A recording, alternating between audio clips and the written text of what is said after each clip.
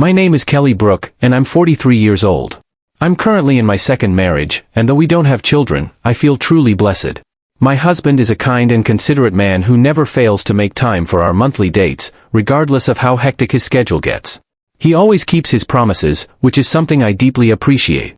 Sometimes, I can't help but compare him to my first husband, but I've never once regretted my decision to divorce and remarry. This month marks our 8th wedding anniversary, and to celebrate, my husband reserved a table at a fancy restaurant with a stunning ocean view. I was excited about the evening, expecting a wonderful time together. However, the night took an unexpected turn when I ran into the last person I ever wanted to see, Jeremy Clarkson, my ex-husband from 13 years ago. We had just finished our meal, and my husband excused himself to go to the restroom. As I gazed out the window, lost in thoughts of the beautiful moments my husband and I had shared by the sea, I suddenly heard someone call my name. Turning around, I was startled to see Jeremy standing there. "Hey, what's so beautiful? Do you really think a regular ocean looks nice to someone like you, who's basically broke?" Jeremy sneered. "Jeremy? It's been a long time. Why are you here?" I asked, my heart sinking. "Why am I here?" "I should be asking you that," he replied arrogantly, sitting down in the chair my husband had been using.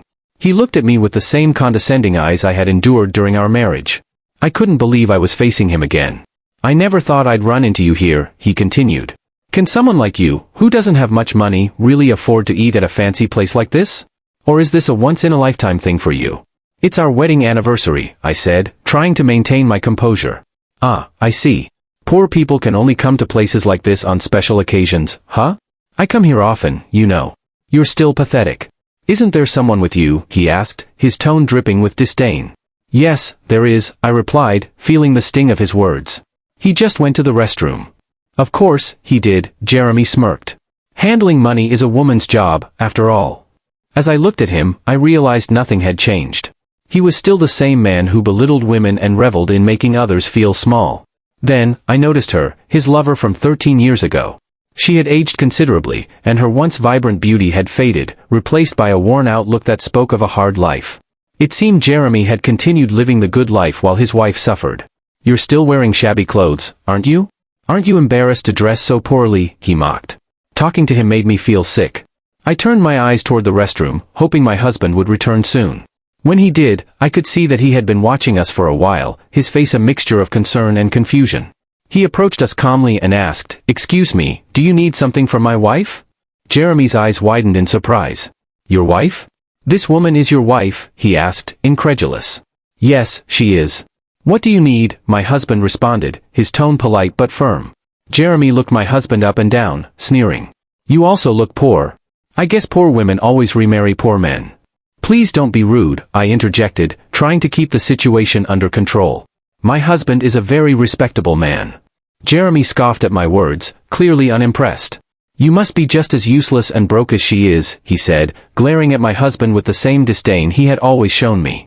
As I listened to Jeremy's cruel words, memories of our marriage came flooding back. He had always been selfish, despite working for a big company. It was never clear if he was genuinely good at his job, but he was an expert at sucking up to his boss.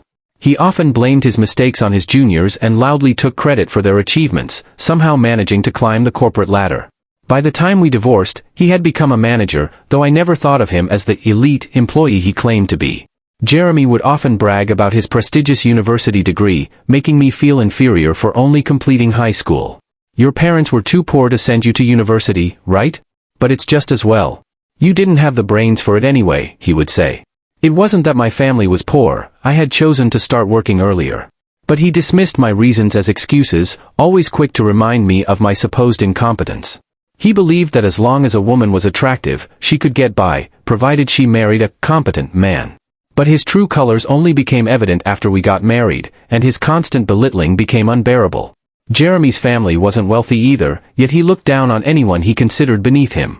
"You really can't do anything right," he would say. "You're bad at cooking, you can't clean, and you can't even have kids. Marrying you was a huge mistake." It wasn't a physical issue that prevented me from having children, it was the immense stress caused by living with Jeremy. My family had always valued frugality, but when I cooked with radish leaves to save money, he accused me of trying to feed him trash and threw the food away. It was in those moments that I truly understood how different we were.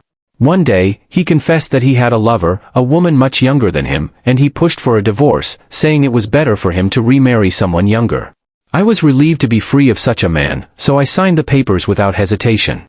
As I stood there in the restaurant, facing my past, my husband gently asked, "Who is this man, Kelly?" "Hek," I began, trying to find the right words. "He's my ex-husband, Jeremy Clarkson." "I see," my husband replied, understanding dawning in his eyes. I had already shared the painful details of my 13-year marriage with him, often in tears. He had listened quietly, offering me comfort and promising that we would be happy from now on. Jeremy, however, wasn't done with his insults. "You really dared to marry a woman like her? Since you're marrying someone from a poor family, you must be broke too," he sneered. "Well, maybe. Maybe not," my husband replied calmly. "Of course you are," Jeremy continued, his voice full of contempt. "So you're also a broke man, huh? Marrying a poor person means you're broke too. Am I right? But why did you divorce such a wonderful person?" "Wonderful?" I said, unable to hide my disbelief. "Your eyes must be fooling you. Truly wonderful means having a beautiful wife like mine," Jeremy declared, pointing to his wife, who stood there looking embarrassed. "Is that woman your wife?" my husband asked, his voice still calm. "Yes, she's beautiful, isn't she?" Jeremy boasted. "She's actually my boss's daughter." Marrying the boss's daughter definitely helps one climb the career ladder faster. Marrying a broke woman like you probably means you're just a regular employee. Too bad. "A regular employee?" I said, surprised by his arrogance. "I haven't heard that in years. What are you trying to prove?" Jeremy snapped. "A low-class guy marrying a low-class woman? It just means you'll both be broke for the rest of your lives. And you think you deserve to eat in a fancy restaurant like this?" As we sat at the upscale restaurant, Jeremy glanced around the elegant setting with a smirk, clearly skeptical of our ability to afford such a place. My husband, however, remained unfazed, calmly stating, "A restaurant like this is no problem for us." Jeremy, not convinced, sneered, "Yeah, sure. If that's what you want to believe." He was about to continue when a waiter happened to pass by. Without missing a beat, my husband reached into his wallet and pulled out a sleek, black card. Handing it to the waiter, he instructed him to settle our bill. Jeremy's eyes widened slightly at the sight of the card, though he quickly tried to mask his surprise with a mocking tone. "Is that a black card? What are you trying to do, show off? I bet you're not even used to holding one of those. You must have borrowed it from someone else. Flashing it around like that, you're just trying to put on a show. But later, you'll have to return it, right? I bet you're scared to spend real money in a place like this. It's all just an act." My husband, still composed, looked at Jeremy and replied, "That's a strange thing to say. Who would lend out a card like this? How would you know?" Jeremy shot back. "I'm just telling it like it is. There's no way you could be well off if you married a poor woman like her." He gestured towards me dismissively. My husband's expression darkened slightly. "My wife is poor, you say?"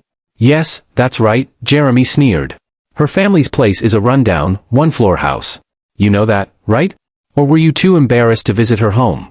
Maybe you took her to a cheap family restaurant instead to meet her parents. I mean, for people like you, that's probably normal, right? A family restaurant, huh?" my husband mused. "The fact that you thought of that means you must have done it yourself. Otherwise, it wouldn't have crossed your mind." Jeremy bristled at the suggestion.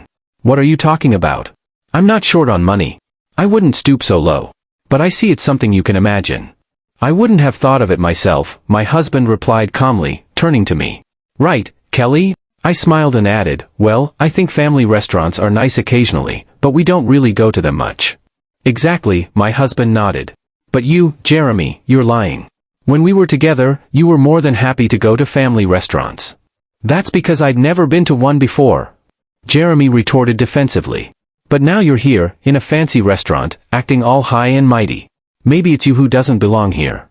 "Are you saying I don't fit in?" my husband asked, his voice still even. "There's no way I'm out of place. But maybe you are. Do you even know who I am?" "Why should I?" Jeremy scoffed. "If you want me to remember you, you'd better become famous." My husband didn't rise to the bait. Instead, he simply said, "I'm well known in certain circles, but it's understandable that someone like you wouldn't know that. You think I'm just a regular employee? I'm actually a manager." "Oh, a manager, are you?" Jeremy sneered, dripping with sarcasm. "And I'm supposed to be impressed?" At that moment, our chauffeur arrived, greeted my husband politely, and said, "Sir, your car is ready." "Thank you," my husband replied with a nod. Jeremy looked thoroughly confused. What's going on? Oh, I see. You're probably just the president of some small-time company. I work for a major corporation, the Brook Group, and I'm a manager there. My husband smiled faintly. Oh, so you're still just a manager, then? Jeremy, not catching on, retorted, what's that supposed to mean? At least I work for a big company, not some small business. With a raised eyebrow, my husband remarked, this man works at our company. Yes, I confirmed. He's been with us for a long time. Jeremy blinked, puzzled. What do you mean, our company? You're just an office lady from a small business. I nodded, unfazed by his dismissive tone. That's right.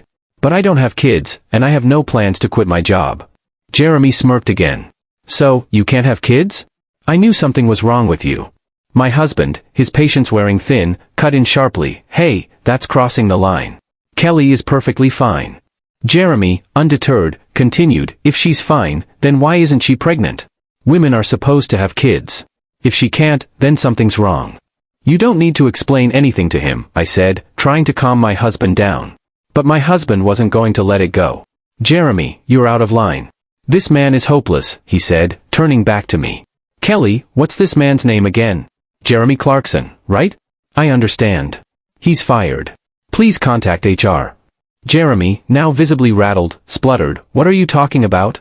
You think you can scare me with this? What company president are you pretending to be? You think I'll believe this obvious act? Are you stupid? I sighed, realizing Jeremy still didn't understand. Jeremy, my husband is the president of the Brook Group. What? That can't be true. Jeremy exclaimed, looking around for support. But the chauffeur nodded, confirming the truth with a look of pity. Is he really our president? Jeremy asked, his arrogance crumbling. Yes, I replied, and I am his wife, as well as the vice president of our company. Jeremy shook his head in disbelief. That's ridiculous. How could Kelly, from a poor family, end up as vice president with just a high school diploma? My husband responded coolly, whether someone graduated from high school or college doesn't determine their worth. Jeremy, now grasping at straws, stammered, but that's ridiculous. I will never forgive anyone who insults my wife, my husband declared firmly. And as for your concerns about the union, remember, managers aren't union members. You're not protected by the union. Didn't you know that? Jeremy's face paled as he realized the gravity of the situation. Seriously? Yes, my husband replied, unyielding. You insulted my wife. Now, you must face the consequences. Jeremy was stunned into silence, and without another word, my husband asked me if I was ready to leave. We walked away from the table, leaving Jeremy to process what had just happened. Later that evening, Jeremy called, but his tone had completely changed. Kelly, it's been a while. I cut him off. Jeremy, we just spoke this afternoon. Ah, yes, what can I do for you? Jeremy stammered. Your dismissal, it hasn't been processed yet, right? You guys were just joking earlier, right? About you being the vice president and your husband being the president? I sighed, no, Jeremy. It's all true. I'm surprised you don't know who your own company's president and vice president are. But why would you be the vice president? Jeremy asked, still in disbelief. Because, I explained, the best way I can support my husband is by being in that position. Jeremy struggled to comprehend. But it's strange, why would a high school graduate be the vice president? It's not strange at all, I replied calmly. I only graduated from high school because I wanted to start working early. But after we separated, I earned a college degree. Huh, really? Jeremy sounded shocked. Yes, I confirmed. There are schools you can attend from home. So, you really are the president's wife? Jeremy asked, his voice small. Yes, I said simply. How did you manage to marry the president? When did you get married? We got married after I divorced you, I replied. I met the president soon after, and we dated for about 5 years before getting married. Married? Why would the president take an interest in someone like you? Jeremy's disbelief was palpable. Stop being so rude, I warned. Oh, sorry, Jeremy muttered, finally realizing the gravity of his situation. Connections are strange, aren't they?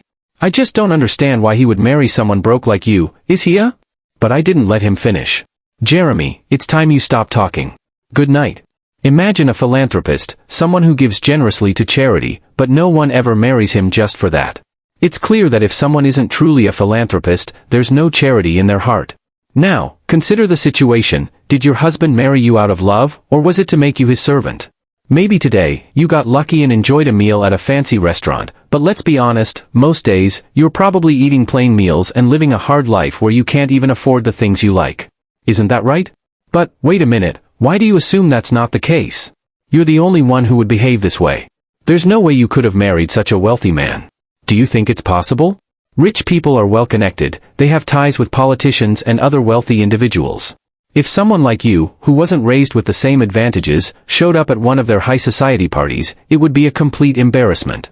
The president, or maybe even his mistress, might attend these events instead. It seems you're jumping to wild conclusions. If you keep looking down on me with such arrogance, you'll regret it. My concern is genuine. A woman with a modest background like yours, marrying a rich man like the president, will only bring suffering. Wouldn't you be better off with a regular husband, someone who earns a similar income? By aiming to marry someone wealthier than me, you must be someone who doesn't think ahead. But who's the real fool here? If you called just to say that, then I'm going to hang up. Wait, don't get me wrong. I'm not trying to insult you. I just think it's important to acknowledge that you come from a less affluent background, and there's nothing wrong with that. The problem is, you've mistaken my honesty for arrogance. When you say I come from a poor family, it's important to remember that my father is quite wealthy. In fact, your family is poorer than mine. I didn't mention it before because I didn't want to hurt your pride, but your family home isn't even half the size of ours. Your father is just a department head, and you're only a manager. That's not true. When I proposed to you, you were living in a small, single-story house. That was only because we were renovating our home at the time. We had stored all our belongings elsewhere, and it was just a temporary residence. There was no need to move into a big house, my mother said so. That doesn't sound right. You don't have to believe me, but since the renovations are finished, even if you wanted to visit my parents' home, you've stubbornly refused. I couldn't tell you the truth, who would want to visit such a small, shabby house? You really are hopeless. Fine, I'll send you a picture. This is my family home. You can see it for yourself. I sent a photo of a large mansion. That's my house. I lived there for a while after our divorce. What? That can't be true. It is true. If that's the case, then why were you working as a clerk in a small company? If you were so rich, you wouldn't have needed to work. And even if you did, wouldn't it have been at a large corporation? My father is the president of a major company. That small company you mentioned was actually a new venture he started. When the time came to choose who would lead it, my brother was given the role, so I volunteered to handle the administrative work. Now, that company has grown to the top of its industry. Is that really true? Were you really that wealthy? Yes, this is the truth. This is who I really am, the person you once looked down on. So, that's how you were able to marry the president? No, that's not it. I met the president because we shared the same hobbies. We met through our mutual interests and really hit it off. He didn't know I came from a wealthy family, and I didn't know he was the president. So, you're at the company where I work because of that? How long have you been working there? I joined right after our divorce. I just happened to have a connection. Why? When you were with me, you were just a clerk at your brother's company. Then, after we divorced, you changed jobs. That's right. My brother's company grew significantly, and he encouraged me to pursue what I truly loved. So, I decided to follow my passion. Then, just as a senior position became available, they offered me the job. But at that time, I still had no connection to the president. He was someone far above my reach. I don't understand. How can you have connections like that? Do rich people only connect with other rich people? That's what I'm trying to tell you, these things don't matter.